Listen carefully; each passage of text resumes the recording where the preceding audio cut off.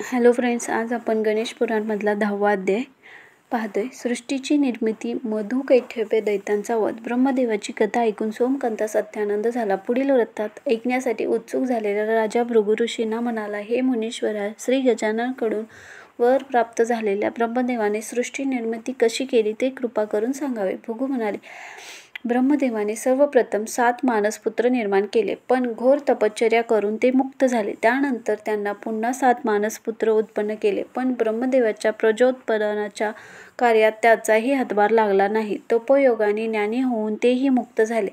तेव्हा आता स्वतःच प्रजा निर्माण करावी असे ठरवून ब्रह्मदेवाने मुख, बाहू, मांड्या व पाय या अवयवातून अनुक्रमे ब्राह्मण, क्षत्रिय, वैश्य आणि शूद्रादी वर्णाची उत्पत्ती केली. त्यानंतर नाभीपासून आकाश, मस्तकापासून स्वर्ग, पायापासून पृथ्वी, हृदयापासून चंद्र, नेत्रापासून सूर्य, कानापासून वायू निर्माण केला.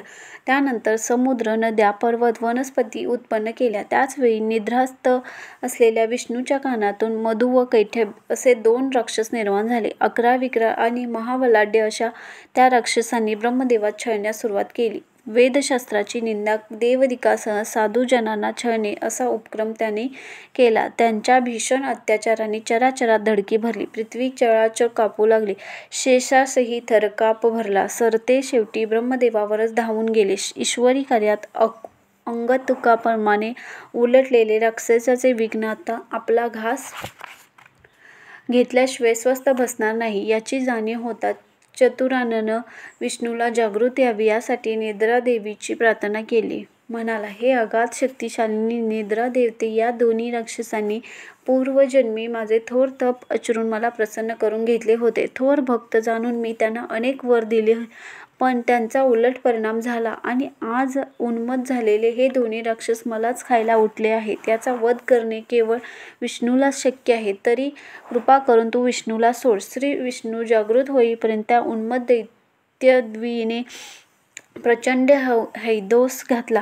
त्यांच्या धास्तीने देव स्थानभ्रष्ट झाले. विष्णू जागृती आल्यावर सर्व देव त्यास शरण गेले. वस्तुस्थिती समजताच विष्णूने त्या दैत्यांशी युद्ध करण्याचे ठरवून प्रचंड शंखध्वनी केली. त्रिभुवन व्याप्त शंखध्वनी कानी पडताच मधु कैटभास परमवादीचे आश्चर्य वाटले. हा कोणीतरी पराक्रमी वीरच आपणास युद्धाचे आव्हान देत आहे. समरंगणात युद्धप्रसंगी त्यांच्या शस्त्राघाताने मरण आले तरी बेहत्तर असा शस्त्रविचार करून त्यांनी दोघांनी विष्णूच्या युद्धाचे आव्हान स्वीकारले. सर्व देव विष्णूचे सहाय्य करण्यास सरसावले. स्वसामर्थ्याच्या घमेंडीत दैत्यांनी विष्णूस दुरुत्तरे केली आणि बाहुयुद्धाचे आव्हान दिले. तिघांमध्ये एकाच वेळी युद्ध सुरू झाले. मुष्टिप्रहार, वेगवेगळे डावपेच, घाती ठोसे या प्रकाराने एकमेकावर विजय प्राप्त करण्याच्या ईर्षेने ते मल्लयुद्ध जवळजवळ 5000 वर्ष चालले होते. कोणी कोणास हार जाईना. विष्णूस मोठा प्रश्नच पडला. काय करावे त्यास सुचेना. विष्णूने युद्ध थांबविले आणि वीणाधारी गंधर्वाचे रूप धारण करून सुश्राव्य गायन रंगले. त्या कर्णमधुर स्वरांनी श्वापदे तर गुंग झालीच, पण देव, गंधर्व, राक्षसही मुग्ध झाले. आपापले व्यवहार थांबवून तो त्या नादब्रह्माचा आस्वाद घेऊ लागला. त्या गायनाने शंकराचे ध्यानही भंगले. जागृत होऊन तोही नादश्रवणाचा आनंद घेऊ लागला. गायकांची भेट घेण्याच्या उद्देशाने शंकराने निकुंभ आणि पुष्पदंत या 2 गणांना त्यास घेऊन येण्याची आज्ञा केली. शंकराच्या आमंत्रणावरून त्या दोन्ही गणांसमवेत विष्णूने कैलास गाठले. शंकराचे दर्शन घेऊन विष्णूने भक्तिभावाने त्यास नमस्कार केला. गंधर्वरूपी विष्णूस ओळखण्यास शंकरास वेळ लागला नाही. उत्तम आतिथ्य करून शंकराने विष्णूस आसन दिले आणि स्कंद, गणेश, नंदी ऋषी व गण परिवारासह विष्णूचे गायन, वीणावादन ऐकले. त्या गाण्याने प्रसन्न झालेल्या शंकराने विष्णूस आलिंगन देत वर मागण्यास सांगितले. तेव्हा मधु कैटभ दैत्याविषयीचा समग्र वृत्तांत कथन करून विष्णूने शंकराकडे दैत्यवधाचा उपाय विचारला. तेव्हा शंकर म्हणाले, हे विष्णू, युद्धारंभ करण्यापूर्वी तू श्री गजाननाचे स्मरण केले नाहीस, म्हणून दैत्यावर तुला जय मिळवता आला नाही. तरी गजाननास शरण जाऊन त्याची आराधना कर आणि त्यास प्रसन्न करून मगच युद्धात जा. त्यावेळी गणेश उपासनेच्या संदर्भात श्री विष्णूने शंकरास प्रश्न विचारला असता शंकराने त्यास षडाक्षरी मंत्राचा उपदेश करून विधियुक्त अनुष्ठानासाठी सिद्धिक्षेत्रात जाण्यास सांगितले.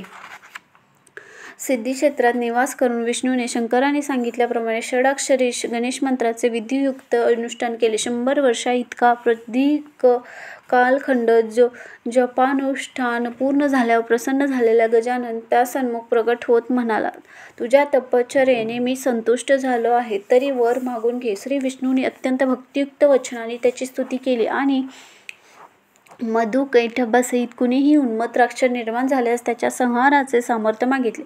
तथास्तु म्हणून गजानन अंतर्धान पावला. त्या ठिकाणी श्री विष्णूस वर प्राप्ती झाली. त्या स्थानी 4 महाद्वारांनी युक्त असे मंदिर बांधून विष्णूने गंडकी शिळेपासून तयार केलेल्या गणेश मूर्तीची तिथे प्रतिष्ठापना केली. ज्यांच्या कृपेने विष्णूस सिद्धी प्राप्त झाली, त्याच सदोदित स्मरण राहण्यासाठी देवांना त्या मूर्तीचे सिद्धिविनायक असे नामकरण केले. सिद्धिविनायकामुळे सिद्धिक्षेत्र त्रैलोक्यात पावन झाले. वरप्रसाद प्राप्त विष्णूने दैत्यास पुन्हा युद्धाचे आव्हान दिले. युद्ध बराच काळ रंगले.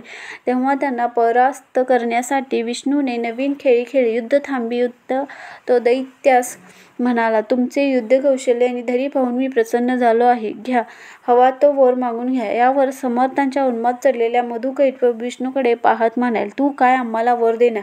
त्यापेक्षा तूच आमच्यावर वर माग. त्या क्षणी उसंत न घेता विष्णू म्हणाला, मग तसे असेल तर तुमचा वध माझ्या हातून व्हावा असा मला वर द्या.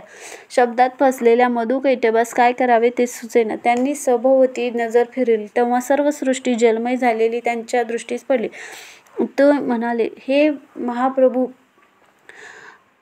तुझा प्रताप आम्ही जाणतो. तुझ्या करवी मरण म्हणजे प्रत्यक्ष मुक्ती, पण एखाद्या कोरड्या स्थानी तू आमचा वध करावीस अशी आमची इच्छा आहे. दोघांचा बुद्धिवाद जाणवलेल्या विष्णूने त्या तात्काळ आपल्या मांडीवर घेतले आणि दुसऱ्या क्षणी सुदर्शन चक्राने त्यांचा वध केला. तर हा होता 10वा अध्याय गणेश पुराणामधला. तुम्हाला कसा वाटला कमेंट करून नक्की सांगा. आवडल्यास लाईक, शेअर आणि सबस्क्राईब करायला विसरू नका. धन्यवाद. Thanks for watching.